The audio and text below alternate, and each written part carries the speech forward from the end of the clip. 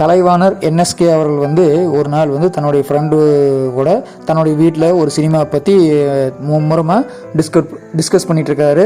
அப்போ கோர்ட்லேருந்து அமீனா வராரு. அமீனா உங்களுக்கு எல்லாத்துக்குமே தெரியும், அதாவது ஜப்தி பண்ணுறதுக்காக கோர்ட்லேருந்து அனுப்பக்கூடிய ஒரு நபர் தான் அமீனா அப்படிங்கிறவர். அவர் வந்து இந்த மாதிரிங்க ஐயா, உங்களுடைய வீட்டை வந்து ஜப்தி பண்ணுறதுக்கு கோர்ட் உத்தரவிட்டுருக்குதுங்க, அதனால் இப்போ ஜப்தி பண்ணணும் அப்படிங்கிற சொன்னங்காட்டி உடனே பண்ணணுமா அப்படின்னு கேட்குறாரு கலைவாணர். ஆமாங்க, நீங்கள் உடனே வெளியில் போகணும் அப்படின்னு சொல்லி சொன்னங்காட்டி, சரி உடனே போகணுன்னா ஒரு 2 மணி நேரம் டைம் எடுத்துக்கங்க, ஒன்றும் பிரச்சனை இல்லை அப்படின்னு சொல்லி அமீனா சொல்கிறாரு.